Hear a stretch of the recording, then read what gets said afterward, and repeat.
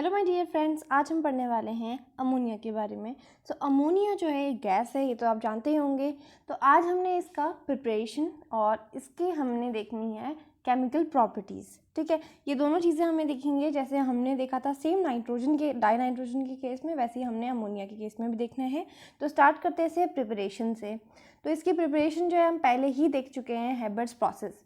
तो इसकी जस्ट पहले वाले वीडियो में हमने पढ़ा था हैबर्ट्स प्रोसेस के बारे में, है ना। हैबर्ट्स प्रोसेस क्या होता है? एक प्रोसेस है जिससे हम क्या बनाते हैं, अमोनिया गैस बनाते हैं।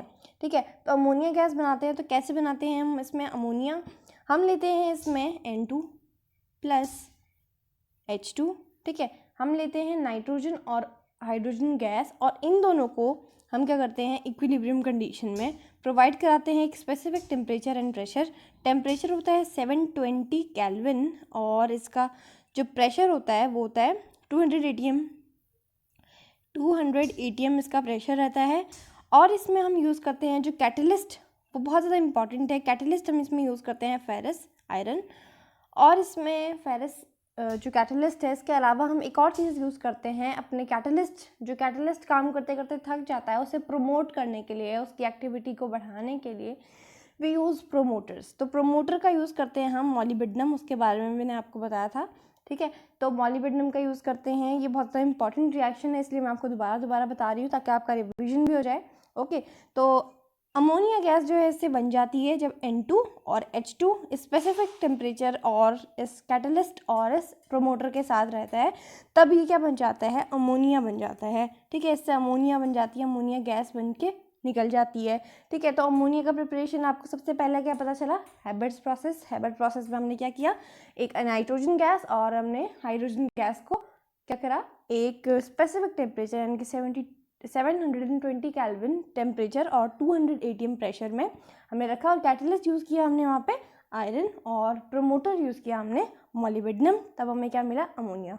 ठीक है, अब हमने ये देख लिया। तो एक बात आपको मैं फिर से बता दूँ, फेरस यहाँ पे क्या था, कैटलिस्ट था, और मॉलिब्डेनम यहाँ क्या था, प्रोमोटर था। तो ये बात आपको हमेशा ध्यान रखनी है कि कौन सा आपके पास कैटलिस्ट था और कौन सा आपके पास प्रोमोटर था।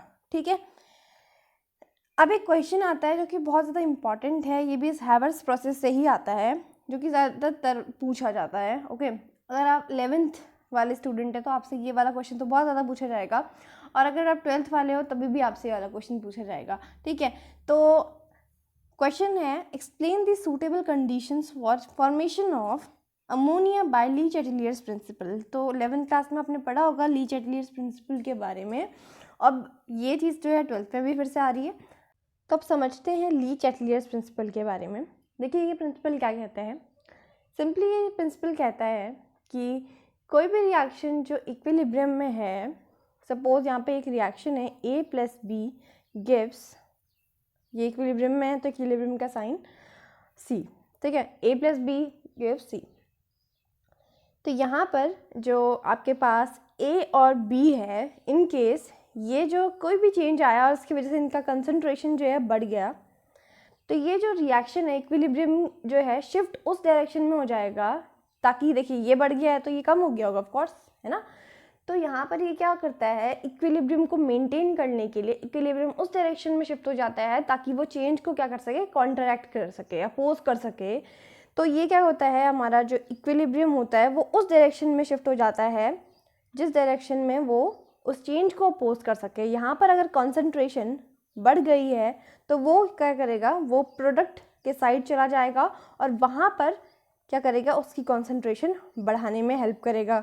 ठीक है, ताकि वो भी बढ़ जाए, और इससे क्या रहे, इक्विलिब्रियम को मेंटेन करने के लिए बेसिकली ये हो रहा है। ओके, तो अगर आपको मैं ये बोलूँ कि अगर ये रिएक्टेंट से प्रोडक्ट के साइड गया है तो इसे हम बोलेंगे कि इक्विलिब्रियम जो है फॉरवर्ड डायरेक्शन में शिफ्ट हुआ है, फॉरवर्ड डायरेक्शन में शिफ्ट हुआ है। ठीक है, और अगर इन केस अगर आपके पास जो भी प्रोडक्ट है वो उसकी कंसंट्रेशन बढ़ गई है और इनकी कम हो गई है, ठीक है, तो इक्विलिब्रियम जो होगा वो उस डायरेक्शन में शिफ्ट होगा जिससे कि वो क्या करे, जो भी चेंज आया है उसको अपोज कर सके या फिर कॉन्ट्रैक्ट कर सके, एक ही बात है। तो यहाँ पर देखिए इसका जो कंसंट्रेशन है वो बढ़ गया, तो अब यहाँ पर इक्विलिब्रियम किस डायरेक्शन में शिफ्ट होगा, अब वो बैकवर्ड डायरेक्शन में शिफ्ट हो जाएगा। ठीक है, तो बैकवर्ड डायरेक्शन में शिफ्ट हो जाएगा, कभी भी कोई पूछेगा आपसे तो कॉन्सेंट्रेशन के रिलेटेड अगर पूछता है तो आपको सिंपली ये बताना है जिस तरफ भी कम होगा उस तरफ वो शिफ्ट हो जाएगा इक्विलिब्रियम। अगर वो प्रोडक्ट से जा रहा है अपने रिएक्टेंट की तरफ तो इक्विलिब्रियम की डायरेक्शन को हम बोलेंगे बैकवर्ड। अगर जो हमारे पास रिएक्टेंट है, रिएक्टेंट से वो जा रहा है प्रोडक्ट की तरफ, हम उसे बोलेंगे फॉरवर्ड डायरेक्शन में इक्विलिब्रियम जो है शिफ्ट हो गया है। तो सिंपली इक्विलिब्रियम कर क्या रहा है यहाँ पर, जो आपके पास ली चैटलियर प्रिंसिपल उन्होंने कहा क्या है कि इक्विलिब्रियम उस डायरेक्शन में शिफ्ट हो जाता है जिससे कि वो जो भी आया हुआ चेंज है उसको अपोज कर सके और वापस उसे इक्विलिब्रियम कंडीशन में मेंटेन कर सके। अगर कुछ कम हुआ है तो उसे बढ़ा सके, ठीक है, जो भी कम हुआ है उसे बढ़ा सके, ऐसा करने की कोशिश करता है, क्योंकि बढ़ाने को तो और नहीं बढ़ा सकता है, उसे तो और ज़्यादा डिस्टर्ब हो जाएगा हमारा इक्विलिब्रियम। तो वो क्या करता है, इक्विलिब्रियम मेंटेन करने के लिए उस तरफ इक्विलिब्रियम शिफ्ट हो जाता है जिस तरफ भी उसे अपोज करने की ज़रूरत है, और उस अपोजिशन से क्या होगा कि हमारी जो रिएक्शन है वो फिर से इक्विलिब्रियम कंडीशन में आ जाए। ये करने की कोशिश करता है हमारा ली चैटलियर प्रिंसिपल, यही कहता है, ठीक है। तो इतनी बात आपको समझ में आ गई। यही चीज़ें लिखी हुई हैं डेफिनेशंस में भी, यही बातें हैं बुक्स में भी कि इक्विलिब्रियम जो है उस डायरेक्शन में शिफ्ट होता है जिस डायरेक्शन में जो भी आया हुआ चेंज है उसे वो क्या कर सके, अपोज कर सके। चेंज यानी कि यहाँ पे कम या ज़्यादा कंसंट्रेशन, प्रेशर, या फिर आप कह सकते हैं टेम्परेचर से है। तीन जो रहते हैं हमारे मेन इफ़ेक्ट्स रहते हैं, कंडीशंस रहती है इनसे कि कंसंट्रेशन, टेम्परेचर और प्रेशर के रिगार्डिंग ये तीन जो हैं हमारे पास कंडीशन, इसी से चेंज होती है इक्विलिब्रियम की डायरेक्शन। तो हमें यही चीज़ जो है अमोनिया की फॉर्मेशन, यानी कि हमने जो अभी पढ़ा था यहाँ पर A+B और C, ये जो है हमारे पास अमोनिया के आप बिल्कुल रिलेट कर सकते हैं ऐसे, जो हमने अभी रिएक्शन पढ़ी थी N2 + H2 गिव्स NH3। और जो आपके पास हमेशा जब भी ऐसी रिएक्शन पूछी जाती है ना, तो सबसे मेन चीज़ होती है उसे बिल्कुल सही लिखना, ठीक है। सही का मतलब है यहाँ पर आपने रिएक्शन तो लिख दी और उसके बाद उसका जो टेम्परेचर है, उसका जो प्रेशर है, और जो उसके आपके पास कैटलिस्ट हैं, और साथ में उसका बहुत ज़्यादा इम्पॉर्टेंट जो है उसका जो भी आपके पास एंथैल्पी उसमें हो, या तो उसमें क्या हुआ होगा, एंथैल्पी कम हुई होगी या फिर बढ़ी हुई होगी, तो वो लिखनी बहुत ज़्यादा इंपॉर्टेंट है जब इस तरह के क्वेश्चन आते हैं, ठीक है। तो हम लिखेंगे इसकी एंथैल्पी इसकी होती है -92.4 किलो जूल पर मोल, ठीक है, ये होती है इसकी एंथैल्पी। अब हम लिखेंगे इसकी टेम्परेचर और प्रेशर। टेम्परेचर कितना यूज़ करते हैं मैंने आपको बताया था, 720 केल्विन होता है इसका टेम्परेचर और 200 ATM इसका प्रेशर रहता है, ठीक है। ऐसे बार बार रिवाइज हो जाएगा। कैटलिस्ट क्या होता है इसमें, कैटलिस्ट होता है हमारे पास फेरस, प्रोमोटर होता है हमारे पास मॉलिब्डेनम, जो कि फेरस की एक्टिविटी को बढ़ाता है, प्रमोट करता है, उसे प्रोमोटर कहते हैं। ओके, तो अब हम देखेंगे 1 बाय 1 करके इसकी सूटेबल कंडीशंस, क्योंकि हमें यही देखना है, सूटेबल कंडीशंस देखनी है ताकि अमोनिया जो है ज़्यादा से ज़्यादा बन सके और ली चैटलियर प्रिंसिपल को फॉलो भी कर सके, ठीक है। तो हमें ऐसा कुछ करना है जिससे कि ली चैटलियर प्रिंसिपल भी फॉलो हो जाए और अमोनिया जो है ज़्यादा से ज़्यादा फॉर्म हो, ऐसा करना है, ठीक है। समझ में आ गई। अब कंडीशंस जो है मैंने आपको बताया है, या तो कंसनट्रेशन होगी, या तो टेम्परेचर होगी, या तो प्रेशर होगी। इन तीनों में से हमें तीनों को ही एक एक करके देखना है। तो स्टार्ट करते हैं ऐसे, हम लिखेंगे यहाँ पर सूटेबल कंडीशंस, जैसे अगर आप आंसर शीट में सर लिख रहे हैं तो अच्छे से सूटेबल कंडीशंस, फिर 1 बाय 1 करके आप इसे डिस्कस करेंगे। स्टार्ट करते हैं विद इफेक्ट ऑफ कंसंट्रेशन। तो इफेक्ट ऑफ कंसंट्रेशन यानी कि आप समझ गए होंगे, जैसे मैंने आपको समझाया था कि इक्विलिब्रियम उस डायरेक्शन में शिफ्ट होगा जिस डायरेक्शन में वो या तो कम हो रहा होगा, उस डायरेक्शन में ही शिफ्ट होगा, ठीक है। तो अगर हम इस रिएक्शन को देखें, यहाँ पर कंसंट्रेशन की बात करें तो यहाँ पर कंसंट्रेशन देखिए, यहाँ पर कंसंट्रेशन ज़्यादा है, ठीक है। अगर मोल्स के रिगार्डिंग देखें तो यहाँ पर देखिए कितना है, 2 मोल है, ठीक है। यहाँ पर कितना है, 1 मोल है, ठीक है। तो आप ऐसे समझिए कि यहाँ पर कॉन्सेंट्रेशन क्या है, ज़्यादा हो गई है, और यहाँ पर क्या हो गई, कम हो गई है।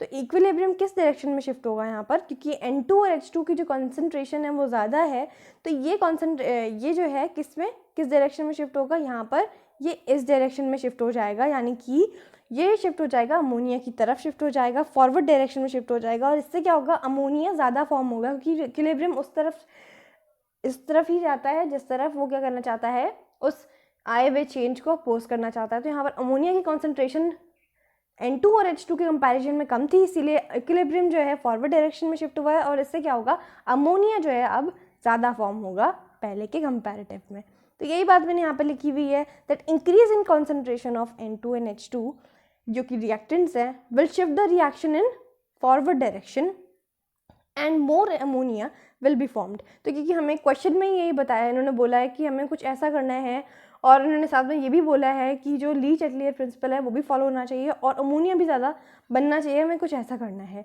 ना। तो हमने ली चैटलियर प्रिंसिपल को फॉलो किया यहाँ पर कि ये फॉरवर्ड डायरेक्शन में गया है और यहाँ पर जो अमोनिया है ज़्यादा भी फॉर्म हुआ है। तो पहली सूटेबल कंडीशन थी इफेक्ट ऑफ कंसंट्रेशन, ठीक है। तो कंसंट्रेशन अगर हम बढ़ाते हैं, अगर बढ़ जाती है N2 और H2 की बढ़ जाती है तो उस केस में क्या होगा, फॉरवर्ड डायरेक्शन में आपकी शिफ्ट हो जाएगा इक्विलिब्रियम और इससे अमोनिया ज़्यादा फॉर्म होगा। अब नेक्स्ट है हमारे पास इफेक्ट ऑफ टेम्परेचर, ठीक है। तो यहाँ पर इफेक्ट ऑफ टेम्परेचर जब भी आता है तो हमेशा आपको देखनी है उसकी इंथैल्पी। तो इंथैल्पी क्या थी, उसकी इंथैल्पी थी आपके पास -92.4 किलो जूल पर मोल, ये थी उसकी इंथैल्पी। इस इंथैल्पी का मतलब आप समझ पा रहे हैं ये एक्सोथर्मिक है, एंडोथर्मिक है, नहीं समझ में आ रही है तो कोई दिक्कत नहीं है। यहाँ पर साइन है माइनस का, माइनस का साइन कब आएगा, जब इसमें से क्या हो गया होगा, चीज़ें जो हो रही कम होती जा रही है, यानी कि यहाँ पर जो एंथैल्पी है वो लूज़ होती, एनर्जी निकलती जा रही है, तब ये साइन आता है माइनस का, ठीक है। एक टाइम ऐसा आएगा कि बहुत कम हो जाएगी, 0 से भी कम हो जाएगी, तब ये साइन आ गया, ऐसा आप समझ सकते हैं। अगर आपको समझ में नहीं आती हैं ऐसी चीज़ें तो माइनस साइन का यहाँ पे मतलब है कि रिएक्शन जो है एक्सोथर्मिक है, ठीक है। एक्सोथर्मिक है, इसका मतलब हीट जो है इवॉल्व हो रही है, और अगर साइन पॉजिटिव होता है एंथैल्पी में, इसका मतलब है हीट जो है एब्जॉर्ब हो रही है ना। तो आप इसे समझ सकते हैं सिंपल से, एक मैथ्स का इंटीजर्स, आप जानते हैं इंटीजर्स है ना, आपने पढ़ा होगा। तो वहाँ पर केसेस क्या आते हैं, 0 के बाद अगर आप बोलें तो इस 0 के बाद -1, -2, -3 इस तरह से केसेस आते हैं, यानी कि वो कम होते जा रहे हैं, है ना। जब हीट भी कम होती जाएगी तो वो भी नेगेटिव होती जाएगी, ऐसा आपको समझना है, ठीक है। पर यहाँ पर हमने क्या किया, सिर्फ साइन जो है हम यूज़ करते हैं। साइन जो होता है हम एक्सोथर्मिक के केस में नेगेटिव यूज़ करते हैं, बिकॉज जो हीट होती है इवॉल्व हो रही है, हम कैसे दिखाएंगे उसे, तो हम नेगेटिव साइन यूज़ करते हैं। और अगर हीट एब्जॉर्ब होती है तो हम पॉजिटिव साइन यूज़ करते हैं। तो साइन इसलिए यूज़ करते हैं ताकि हम उसे बता सकें कि हीट इवॉल्व हो रही है या फिर एब्जॉर्ब हो रही है। तो अगर जब हीट इवॉल्व होती है तो हम उसे कहते हैं एक्सो यानी कि बाहर, तो अब इसे मतलब है एक्सटर्नल यानी कि बाहर निकल रही है हीट, तो एक्सोथर्मिक है यहाँ पर।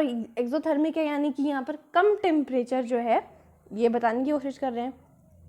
तो आपने टेम्परेचर इसका देखा होगा, इतना ज़्यादा नहीं है, 720 केल्विन है ना, इतना ज़्यादा टेम्परेचर नहीं है।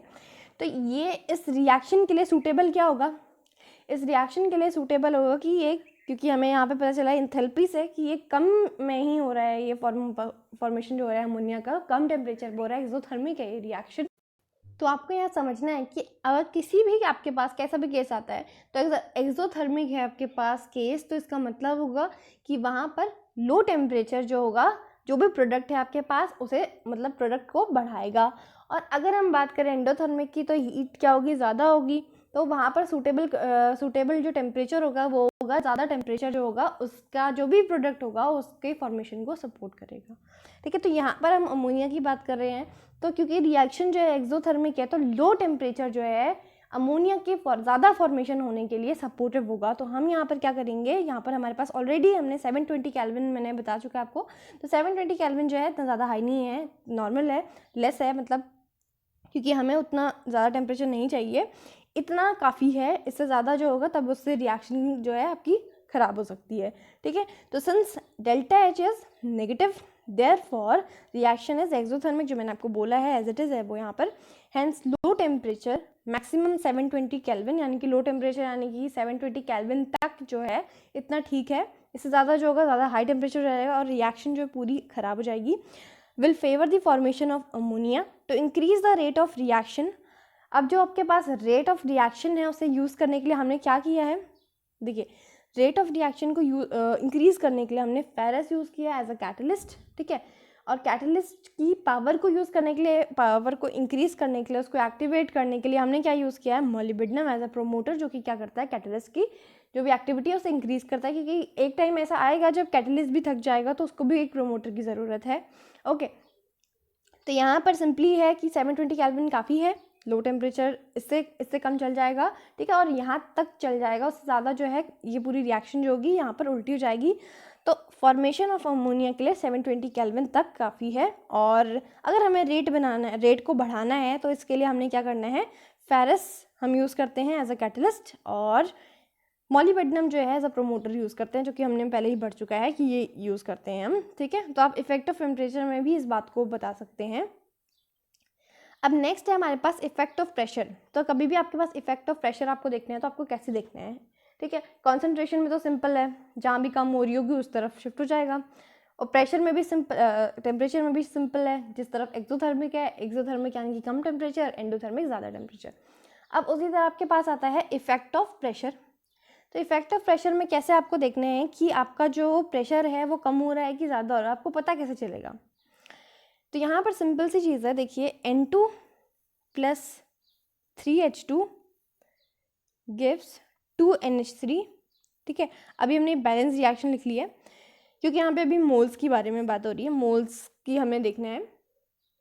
तो यहाँ पे देखिए टोटल जो है यहाँ पर इस साइड लेफ्ट हैंड साइड में यहाँ पे आपके पास 4 मोल है और राइट हैंड साइड में आपके पास 2 मोल है। ठीक है, तो मोल की कंसंट्रेशन तो यहाँ पर क्या हो रही है, कम हो रही है। तो हमें मोल्स थोड़ा देखने हैं, यहाँ पे हमें प्रेशर देखने हैं। तो यहाँ पे देखते हैं प्रेशर क्या हो रहा है, इंक्रीज़ हो रहा है कि डिक्रीज़ हो रहा है। अगर आप कभी भी ऐसे टाइप का क्वेश्चन कर रहे हैं तो ऐसे टाइप के क्वेश्चन को आपको हमेशा करना पड़ेगा विजुअलाइज। देखिए आप क्या करेंगे, यहाँ पर 4 मोल्स हैं आपके पास लेफ्ट हैंड साइड पे, तो आप इस तरह से ज्यूम करेंगे, ये आपके पास एक कंटेनर, उसमें आपके पास है 4 मोल्स। ठीक है, इस तरह से आप समझ लीजिए 4 मोल हैं ये। और हम जब कंडीशन जो है आपके पास है कि 4 मोल से ये क्या बन रहा है, 2 मोल बन रहा है, तो ये बन गया 2 मोल। ठीक है, 2 मोल को हमने ऐसे कर लिया। तो आपको कुछ दिखाई दे रहा होगा कि पहले 4 मोल था, 4 मोल जब थे ये दूर दूर थे, जैसे ये 2 मोल हुआ तो यहाँ पर प्रेशर कैसा हो गया, ये जो मॉलिक्यूल्स जो हैं पास पास आ गए, है ना। तो इसका मतलब क्या हुआ, प्रेशर बढ़ गया, हाई प्रेशर, है ना। तो प्रेशर यहाँ पर बढ़ गया है, इसका क्या मतलब हुआ कि जब हम जा रहे हैं लेफ्ट हैंड साइड से राइट साइड, यहाँ पर प्रेशर क्या हो रहा है, इंक्रीज़ हो रहा है। और ये कैसे हुआ, जब मोल्स, नंबर ऑफ मोल्स जब डिक्रीज़ हो रहे थे तो यहाँ पर प्रेशर जो था इंक्रीज़ हो रहा था। इसीलिए हाई टेम्परेचर जो हमारे पास हाई प्रेशर है, हाई प्रेशर कितना है 200 ATM हम यूज़ कर रहे हैं यहाँ पर, जिससे कि ज़्यादा अमोनिया, क्योंकि यहाँ पर ज़्यादा जो प्रेशर है वो यूज़ हो रहा है, तो इसका मतलब हमें यूज़ भी कैसा करना पड़ेगा, हाई फॉर्मेशन ऑफ अमोनिया के लिए हमें क्या करना पड़ेगा, ज़्यादा प्रेशर यूज़ करना पड़ेगा, इसलिए हम 200 ATM यहाँ पर प्रेशर यूज़ करते हैं। तो अब आपको ये बातें भी समझ में आ रही होंगी कि हम इतना टेम्परेचर क्यों यूज़ करते हैं और इतना प्रेशर क्यों यूज़ करते हैं, है ना। तो इतनी बातें जो है साथ साथ में आपकी क्लियर होती जा रही होंगी। तो इतनी बात समझ में आ गई। तो इफेक्ट ऑफ प्रेशर को आपको देखने के लिए हमेशा आपको देखने पड़ते हैं number of moles. Number of moles कम हो रहे होंगे तो इसका मतलब क्या होगा कि प्रेशर जो है, क्योंकि प्रेशर लगा तभी तो मॉलिक्यूल्स पास पास आए, और पास पास आने का मतलब है कि प्रेशर जो है ज़्यादा लगा है, हाई प्रेशर हुआ है, और हाई प्रेशर की वजह से दो हमारे पास 200 ATM हमारे पास प्रेशर है वो लगा हुआ है, जिसके वजह से ये क्या करेगा, फेवर करेगा किसको, फॉर्मेशन ऑफ अमोनिया को। इतनी सी बात थी। तो ये जो थी हमारे पास 3 चीज़ें थी जो बहुत ज़्यादा इंपॉर्टेंट है, suitable conditions, effect of concentration, effect of temperature and pressure. ये तीनों चीज़ें आपको अच्छे से समझ में आनी चाहिए। किसी भी केस के लिए आ जाए तो आपको ये चीज़ें जो है समझ में आनी चाहिए, तीनों में क्या क्या पैरामीटर है, किसे आपको आइडेंटिफाई करना है, ये सारी चीज़ें आपको समझ में आनी चाहिए। इक्विलिब्रियम किस डायरेक्शन में शिफ्ट हो रहा है ये आपको आना चाहिए, है ना। अब हम देखेंगे इसकी next property, chemical properties of ammonia. ठीक है, तो अमोनिया हम जैसे कि जानते हैं अमोनिया एक बेस होता है, बट हम ये नहीं जानते बेस होता क्यों है। वैसे हमने पहले पढ़ चुका है इसके बारे में, फिर भी हम एक बार फिर पढ़ेंगे ऐसे। ठीक है, तो बेसिक नेचर जो है हमने देखना है अमोनिया का। तो मैं हमेशा बोलती हूँ एक बात कि बेसिक नेचर है या फिर एसिडिक नेचर देखने के लिए आपको हमेशा देखना पड़ता है कि जैसे ये है अमोनिया आपके पास, सबसे पहले जैसे आपके पास अमोनिया है, अगर वो प्रोटॉन या फिर आप कह सकते हैं यहाँ पर प्रोटॉन एचायन, है ना, एचायन को एक्सेप्ट करेगा तो उसे हम क्या कहेंगे, ये इसके पास आप जानते हैं लोन पेयर होते हैं। ठीक है, तो ये प्रोटॉन को एक्सेप्ट कर सकता है ना। तो जो भी आपके पास कंपाउंड है वो प्रोटॉन को अगर एक्सेप्ट करे तो उसे हम क्या कहेंगे, बेस कहेंगे। वो उसका बेसिक नेचर बताता है। तो बेस के लिए उसके पास जो भी बेस है तो उनके पास लोन पेयर होगा या फिर कोई नेगेटिव चार्ज होगा जिसके हेल्प से वो क्या करेगा, एचायन को एक्सेप्ट कर सकेगा, है ना। इतनी बात समझ में आ गई मेरी। तो उसी तरह क्या होंगे, एसिड्स होंगे। हम जानते हैं एसिड्स जो हैं उसके पास बहुत सारा एचाइन है, हम कहते ही हैं कि एसिड्स जो होते हैं एचाइन, हम एचाइन्स को ज़्यादातर बोलते हैं कि अगर एचाइन कॉन्सेंट्रेशन ज़्यादा है तो वह एसिडिक है। अब जो चीज़ जिसके पास ज़्यादा है वो ऑफकोर्स, किसी के पास पैसा ज़्यादा है तो वो पैसा डोनेट करेगा, है ना। तो यहाँ पर एसिड के पास ज़्यादा एचाइन है तो वो एचाइन डोनेट करेगा, और बेचारा जो हमारे पास बेस है, बेस के पास क्योंकि उसके पास एचाइन नहीं है तो वो क्या करेगा, एचाइन को एक्सेप्ट करेगा। ठीक है, इतनी बात समझ में आ गई। तो ऐसे जो है आप एग्जाम्पल से इन सब चीज़ों को कोरिलेट करेंगे तो आपको ये सब चीज़ें जो है ज़्यादा अच्छे से समझ में आएंगी। तो यहाँ पर मैंने यही बात सिंपल समझाई है कि जो आपके पास नाइट्रोजन, अमोनिया में नाइट्रोजन है, उसके पास लोन पेयर ऑफ इलेक्ट्रॉन है, इस वजह से एचाइन को वो एक्सेप्ट करता है, और जो भी एचाइन को एक्सेप्ट करता है वो सारे के सारे बेसिस होते हैं।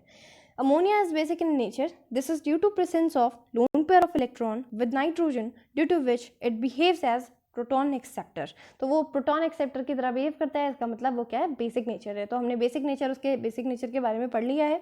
अब हम नेक्स्ट देखेंगे इसकी केमिकल प्रॉपर्टी, वो है रिएक्शन विद हेलोजेंस। तो अगर हम अमोनिया का रिएक्शन करवा दें हेलोजेंस के साथ तब देखिए क्या होता है। तो इसके पास दो केसेस हैं इसके लिए, ठीक है, नंबर 1 एंड नंबर 2। तो केसेस क्या हो सकते हैं ये आप खुद एज्यूम कीजिएगा, मैं बस इस रिएक्शन को लिखूंगी, ठीक है। अमोनिया प्लस क्लोरीन ले लेते हैं एज एल्यूजन, तो Cl2 और अमोनिया प्लस Cl2, ठीक है। ये हमारे पास दो केसेस हैं सेम रिएक्शन के लिए। तो एक केस ये हो सकता है कि अमोनिया, पहली वाली रिएक्शन में अमोनिया क्या हो, एक्सेस में हो। ज़रूरी तो नहीं है कि तो हमेशा दोनों चीज़ें जो है होगी हमेशा एक ही क्वांटिटी में होगी, है ना। एक ही क्वांटिटी में होगी तो तब हमें कोई प्रॉब्लम थोड़ा, हम नॉर्मली लिख सकते हैं रिएक्शन। अगर हमारे पास अमोनिया एक्सेस में है तब रिएक्शन देखिए क्या होगी। अगर एक्सेस में NH3 है तो हमेशा रिएक्शन जो होगा NH3 के ही वो उसमें बनेगा, तो NH4 बनेगा, NH4 और Cl से रिएक्ट करेगा तो ये Cl इधर आएगा, NH4 Cl बनाएगा जब NH3 एक्सेस में होगा, ठीक है। अमोनिया ज़्यादा ले लिया हमने और थोड़ा सा क्लोरीन ले लिया, ठीक है। तो इसे हम ऐसे विजुअलाइज कर सकते हैं। सो अमोनियम क्लोराइड यहाँ पे बन जाएगा NH4Cl, और बचा हुआ जो हमारे पास, अगर हम इसे बैलेंस करते हैं तो N जो होता है N2 के फॉर्म में, N2 गैस के फॉर्म में निकल जाता है, ओके। अब इसी तरह एक और केस बनेगा यहाँ पर, है ना। NH3 पिछले वाली रिएक्शन में क्योंकि एक्सेस में था तो इस बार हम ले लेते हैं क्लोरीन को एक्सेस में। हमने क्या किया, अमोनिया के साथ क्लोरीन जो है हमने ज़्यादा ले लिया। एक्सेस में इस बार कौन है, एक्सेस में है हमारा क्लोरीन। तो ये जो ऐसी रिएक्शंस हैं ये पूछी जा सकती है एग्जाम में, बहुत ज़्यादा इंपॉर्टेंट है ये रिएक्शंस, तो इसे अच्छे से समझिए आप। अमोनिया अगर हमारे पास नॉर्मल है और हमने क्लोरीन जो है एक्सेस में ले लिया है नॉर्मल कंसंट्रेशन से, तो क्लोरीन ज़्यादा बनेगा, है ना। रिएक्शन में जो भी क्लोरीन ज़्यादा बनेगा, तो ऐसे समझना है आपको। तो N और Cl मिलके बनाएंगे यहाँ पे NCl3, ठीक है, NCl3 बनाएंगे, और एक H एक Cl के साथ हमेशा बनाएगा HCl। ये प्रोडक्ट हमेशा बनते ही हैं, अगर लेफ्ट हैंड साइड में H और Cl होता है तो बन जाता है ना। तो HCl यहाँ पे बन जाता है। अब ये भी केस कब के लिए, जब क्लोरीन एक्सेस में होगा तब के लिए है ना। तो NCl3 बनेगा इन केस ऑफ क्लोरीन अगर इसके एक्सेस में है, और अमोनियम, अगर अमोनिया जो है एक्सेस में है तो अमोनियम क्लोराइड बन देगा, ओके। इतनी बात समझ में आ गई आपको। अब हम देखेंगे next reaction which is reaction with CO2 carbon dioxide. तो अमोनिया का रिएक्शन हम करवाएंगे अब कार्बन डाइऑक्साइड से। बहुत ज़्यादा इंपॉर्टेंट है क्योंकि इसके बाद ये वाला जो क्वेश्चन है वाइवा क्वेश्चन के फॉर्म में भी पूछा जा सकता है, ठीक है। तो रिएक्शन विद CO2 में जैसे हमने लिया, अभी इसे बैलेंस नहीं करेंगे, डायरेक्टली लिख देते हैं पहले। NH3 ammonia plus CO2 gives, ठीक है। तो ये बहुत ज़्यादा इंपॉर्टेंट है वाली रिएक्शन। अमोनिया और जब कार्बन डाइऑक्साइड आपस में मिलते हैं तो क्या होता है, दो अमोनिया जब एक कार्बन डाइऑक्साइड से मिलते हैं तो क्या बनता है, NH2 और CO जो आता है यहाँ पर आ जाता है, बीच में आ जाता है CO, और फिर से NH2 से बॉन्ड आता है NH2, NH2CO NH2 को क्या बोलते हैं हम, यूरिया, राइट। तो यूरिया हम इसे बोलते हैं, अपने सुना भी होगा यूरिया का यूजेस, है ना। हम यूज़ करते हैं एज अ फर्टिलाइज़र यूज़ करते हैं इसे, है ना। और फर्टिलाइज़र के अलावा ये आप जानते हैं इसके हार्मफुल इफ़ेक्ट्स भी जानते होंगे, ये सब आपने पढ़ा हुआ होगा। तो अगर आपने अभी तक नहीं पढ़ा था ये कि हम अमोनिया को बनाते कैसे, यूरिया को बनाते कैसे अमोनिया से, तो ये जो है आपके लिए बहुत ज़्यादा यूज़फुल है। दैट अमोनिया का रिएक्शन हम कराते हैं कार्बन डाइऑक्साइड के साथ, और आप जानते हैं यूरिया बन जाएगा। और क्योंकि यहाँ पर अगर हम इस रिएक्शन को बैलेंस करने के बारे में देखें तो यहाँ पर हमेशा देखिए right hand left hand side में अगर हमेशा वाटर है, आपके पास हाइड्रोजन है, ऑक्सीजन है, तो वाटर हमेशा ही बनेगा, है ना। तो वाटर यहाँ पे बन जाता है इसके अलावा यूरिया प्लस H2O, और ये वाली जो रिएक्शन है ये बैलेंस है, आप देख सकते हैं, ठीक है। तो ये हो गया हमारे पास रिएक्शन विथ CO2। तो आपको पूछा जा सकता है कि आप यूरिया का फॉर्मूला भी पूछा जा सकता है कि यूरिया का फॉर्मूला क्या होता है, NH2CO NH2 होता है, और ये बनता कैसे है, जब हम अमोनिया गैस को कार्बन डाइऑक्साइड से रिएक्ट करवाते हैं तब ये बन जाता है। तो अब हम देखेंगे यहाँ पर रिएक्शन विथ मेटल्स। तो रिएक्शन विथ मेटल्स में यानी कि हमें देखना है अब अमोनिया का हम रिएक्शन करवाएंगे, जो भी हमारे पास ज़्यादा स्ट्रॉन्ग मेटल्स है उनका हम रिएक्शन कराएंगे, रिएक्टिव मेटल्स के साथ रिएक्ट कराएंगे। तो जैसे हम जानते हैं सोडियम और पोटेशियम जो है बहुत अच्छे एग्जाम्पल है हमारे पास, है ना, रिएक्टिव मेटल्स के। तो यहाँ पर हम क्या करेंगे, एक फैक्ट भी बता देते हैं आपको साथ में। सोडियम जो होता है बहुत ज़्यादा रिएक्टिव होता है, इसीलिए वो एयर के कांटेक्ट में आते ही जो होता है वो जो होता है बर्न करना स्टार्ट हो जाता है। इसीलिए हम उसे हमेशा किस में स्टोर करते हैं, कैरोसिन में स्टोर करते हैं। ये आपने शायद बचपन में भी पढ़ा होगा, बट फिर से रिमाइंड कराने के लिए, तो सोडियम इतना ज़्यादा रिएक्टिव होता है उसे हम कैरोसिन में रखते हैं ताकि वो एयर के साथ अपनी रिएक्शन ना कर सके। तो हम यहाँ पर क्या कराएंगे, सोडियम का रिएक्शन करवाएंगे अमोनिया के साथ। जब भी अमोनिया के साथ कोई भी रिएक्शन होती है तो हमेशा क्या करना, उसका एक जो एच है ना हमेशा दिखा देना, शो करना, और बाकी जो है इससे नॉर्मली लिख लेना NH2। तो एक H है आपके पास और यहाँ पर क्या है, बाकी NH2 है। तो इस तरह से किस तरह से बॉन्ड बनेगा, देखिए ये इस तरह से टूटेगा, ये हमेशा H पॉजिटिव में टूटता है, ये हमेशा नेगेटिव में टूटता है। Na आप जानते हैं कि ये पॉजिटिव होता है ना, और पॉजिटिव और नेगेटिव हमेशा क्या करते हैं, एक दूसरे को अट्रैक्ट करते हैं। तो Na प्लस Na के साथ अब कौन बॉन्ड बनाएगा, NH2 बनाएगा। तो NaNH2 बन जाएगा, और जो बचे हुए हाइड्रोजन होते हैं वो H2 गैस के फॉर्म में, क्योंकि वो उनका स्टेबल प्रोडक्ट होता है, तो H2 गैस के फॉर्म में बाहर निकल जाते हैं। अब हम देखेंगे नेक्स्ट हमारे रिएक्टिव मेटल के साथ रिएक्शन। तो हम इस बार पोटेशियम ले लेते हैं, K प्लस, हम हमेशा क्या करेंगे जब भी अमोनिया का रिएक्शन कराएंगे H शो करेंगे और NH2 बाकी एज इट इज़ लिख देंगे। तो यहाँ पर क्या होगा, यहाँ पर भी सेम NH2 और K बॉन्ड बनाएंगे, KNH2 बन जाएगा, ठीक है। K पॉजिटिव NH2 नेगेटिव के फॉर्म में रहेगा, है ना।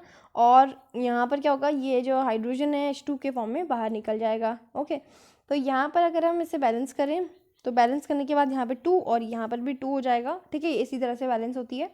इसका नाम क्या होगा, इसका नाम भी देख लेते हैं, पोटेशियम अमाइड हम इसे बोलते हैं, पोटेशियम अमाइड, ये पोटेशियम अमाइड है, ओके। और ये हाइड्रोजन गैस है, और जैसे हमने सोडियम बनाया था तो सोडियम अमाइड, उसी तरह ये क्या है, पोटेशियम अमाइड। अब हम देखेंगे इसकी एक और जो रिएक्शन है बहुत ज़्यादा इंपॉर्टेंट है, ये आपसे वाइवा में पूछा जा सकता है, that reaction with Nessler's reagent. तो नेस्लर्स रिएजेंट क्या होता है, ये सबसे पहले पता होना चाहिए आपको, और यही जो है वाइवा का क्वेश्चन है कि नेस्लर्स रिएजेंट का फॉर्मूला बताइए, ठीक है। तो नेस्लर्स रिएजेंट का फॉर्मूला होता है K2HgI4, इसका जो होता है फॉर्मूला होता है, ये देख लीजिए, K2HgI4, ठीक है। तो ये जो है फॉर्मूला है नेस्लर्स रिएजेंट का, और यही हमें क्या करना है, अमोनिया का रिएक्शन करवाना है इसके साथ, तो इसी को हम बोलते हैं नेस्लर्स रिएजेंट, ओके। तो अब देखते हैं नेस्लर्स रिएजेंट के साथ ये कैसे रिएक्ट करता है। तो अमोनिया का हम रिएक्शन करवाएंगे, अमोनिया का रिएक्शन करवाएंगे हम नेस्लर्स रिएजेंट के साथ। अमोनिया के साथ साथ एक और चीज़ हम यूज़ करते हैं इस रिएक्शन को कंप्लीट करने के लिए, वो होता है KOH यूज़ करते हैं, और नेस्लर्स रिएजेंट जो है हमारे पास K2HgI4, ये हम यूज़ करते हैं, ठीक है। तो देखिए क्या होता है, जो हमारे पास अमोनिया है, अमोनिया का जो NH2 है, मैं आपको हमेशा बोलती हूँ NH2 पार्ट जो होता है वही रिएक्ट करता है, मेन प्रोडक्ट वही बनाता है। तो NH2 जो होगा इस HgI4 और इस ऑक्सीजन के साथ मिलकर के एक स्टेबल प्रोडक्ट बनाता है, इसे हम बोलते हैं, जिसकी हमें ब्राउन PPT जब हम रिएक्शन करवाएंगे तो ब्राउन PPT दिखाई देती है, ठीक है।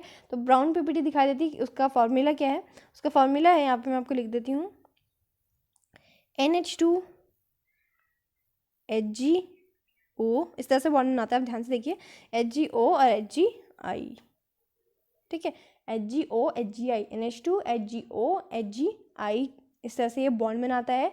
ये इसका एक कॉम्प्लेक्स टाइप का होता है जिसका ब्राउन PPT हमें दिखाई देता है, PPT दिखाई देती है, ब्राउन PPT हमें दिखाई देती है इसकी, ठीक है। और इसे हम एक और चीज़ कहते हैं जिसे हम कहते हैं आयोडाइड ऑफ मिलियन बेसिस, ठीक है। तो ये बहुत सारे मिलियन बेसिस का क्या है, आयोडाइड है, ऐसे हम बोलते हैं आयोडाइड ऑफ मिलियन बेस, ठीक है। तो एक अब यहाँ पर देखिए जो K है जो बच गया है K, और यहाँ पे बच गया है K, तो ये जो K होता है ये जो बचे हुए आयोडीन है हमारे पास उसके साथ KI बनाएगा अपना प्रोडक्ट, ठीक है, प्लस KI, और KI के अलावा जो है हमारे पास हाइड्रोजन एंड ऑक्सीजन बच गया है, जिनके लिए हम हमेशा यूज़ करते हैं वाटर, है ना। राइट हैंड साइड में हमेशा वाटर बनता है, हाइड्रोजन और ऑक्सीजन जब भी लेफ्ट हैंड साइड में होते हैं। इतनी बात समझ में आ गई। तो ये थी हमारी रिएक्शन विद नेस्लर्स रिएजेंट। इसे डिफिकल्ट लग रही है तो आप इसे बार बार प्रैक्टिस कीजिए, जब तक समझ में नहीं आती है, जब तक याद नहीं होती है तब तक प्रैक्टिस कीजिए, ठीक है। रिवीजन जो होता है सबसे अच्छा मेथड होता है इन सब चीज़ों को याद करने का। तो रिवाइज कीजिए, बार बार रिवाइज कीजिए। एक बार पढ़ के छोड़ देंगे तो ये थोड़ा मुश्किल हो जाता है बार बार समझना। तो एक बार इसे पढ़ने के बाद आप रिवाइज ज़रूर कीजिएगा ताकि ये चीज़ें अच्छे से आपको याद रहें। अब एक क्वेश्चन आता है, बहुत ज़्यादा इंपॉर्टेंट है, जैसे कि मैंने अभी आपको बताया कॉम्प्लेक्स के बारे में बता रही थी मैं आपको। तो why ammonia is a good complexing agent. तो एक कॉम्प्लेक्स सा बनाया है इसने, है ना, NH2HgOHgi, एक कॉम्प्लेक्स सा बनाया है इसने। तो हम इसे अमोनिया को एक अच्छा कॉम्प्लेक्सिंग एजेंट क्यों बोलते हैं? Of course ammonia has loan pair of electron. तो लोन पेयर ऑफ इलेक्ट्रॉन अगर उसके पास है तो वो कैसे हुआ एक अच्छा कॉम्प्लेक्सिंग एजेंट? तो कॉम्प्लेक्स बनाने के लिए चाहिए क्या? इलेक्ट्रॉन्स चाहिए, और जो उसके पास है तो वो आराम से किसी के साथ भी अच्छा कॉम्प्लेक्स बना सकता है। तो ये अच्छा कॉम्प्लेक्सिंग एजेंट है, यहाँ पर कॉम्प्लेक्सिंग एजेंट है, इसीलिए हम यहाँ पे क्या बोल रहे हैं, अमोनिया को एक अच्छा कॉम्प्लेक्सिंग एजेंट बोल रहे हैं due to the presence of lone pair of electron. Ammonia के पास नाइट्रोजन है, उसमें क्या है, हमारे पास लोन पेयर ऑफ इलेक्ट्रॉन है, इसके वजह से ये क्या है, गुड कॉम्प्लेक्सिंग एजेंट है। तो आज हमने क्या क्या पढ़ा, एक बार जल्दी से रिकॉल कर लेते हैं उसे, ठीक है, रिविजन टाइम। तो सबसे पहले हमने देखा था इसकी प्रिपरेशन हमने कैसे की थी उसकी, हमने प्रिपेयर किया उसे हैबर्स प्रोसेस से। हैबर्स प्रोसेस H2+N2 गिव्स हमारे अमोनिया, और ये हमने पूरा अच्छे से समझा था। 723 केल्विन में होता है और 200 ATM यहाँ पे इसका प्रेशर रहता है, ठीक है।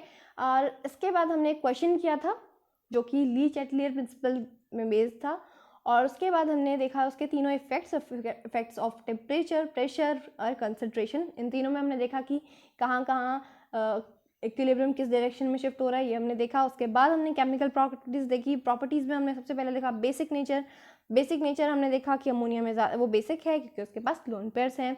उसके बाद हमने देखा रिएक्शंस देखी। रिएक्शन में हमने 2 केसेस देखे, जब अमोनिया एक्सेस में था और जब क्लोरीन एक्सेस में था, ठीक है। जो भी हेलोजन है वो एक्सेस में होगा जब, तो ज़रूरी नहीं है सिर्फ क्लोरीन ही हो, क्लोरीन के अलावा कोई भी होगा तो रिएक्शन बिल्कुल सेम रहेगी, बिल्कुल डरना नहीं है आपको।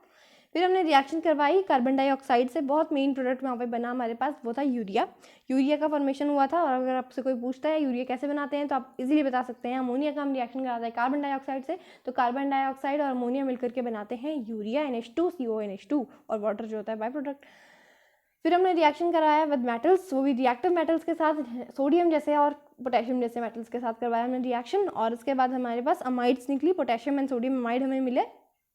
उसके बाद लास्ट हमने करवाया नेस्लर्स रिएजेंट के साथ रिएक्शन। नेस्लर्स रिएजेंट्स का फॉर्मूला आपको आना चाहिए K2HgI4, जो हमारे पास कॉम्प्लेक्स के फॉर्म में है ये। तो K2HgI4 यहाँ पे इसका फॉर्मूला है। ये क्या है, हमारे पास नेस्लर्स रिएजेंट है। और इसके जब भी हम इसका रिएक्शन करवाते हैं अमोनिया के साथ, KOH भी हम डाल देते हैं इसमें, और इसके साथ क्या होता है, एक ब्राउन PPT सी दिखाई देती है जिसे हम आयोडाइड ऑफ मिलियन बेस भी कहते हैं, है ना। इतनी बात हमने आज पढ़ी, और ये पढ़ा कि हमने जो हमारे पास अमोनिया है उसे हम एक अच्छा कॉम्प्लेक्सिंग एजेंट क्यों बोलते हैं। कॉम्प्लेक्सिंग एजेंट यानी कि जो कॉम्प्लेक्स बनाने में हेल्प करे, और अमोनिया इसलिए एक अच्छा कॉम्प्लेक्सिंग एजेंट है क्योंकि उसके पास लोन पेयर ऑफ इलेक्ट्रॉन है। तो वो नाइट्रोजन में उसके पास लोन पेयर हैं तो वो आराम से कॉम्प्लेक्स बना सकता है, ठीक है। ये है रिवीजन टाइम, इसे अच्छे से रिवाइज कीजिए, समझिए, और उसके बाद अगर आपको कोई भी डाउट होता है तो कमेंट सेक्शन में मुझसे प्लीज़ पूछिए। If you found my video helpful, then please like the video and comment if you have any doubts regarding the topic, and do subscribe the channel if you really wanted to learn like this. So keep watching my videos and stay tuned with my channel. Goodbye.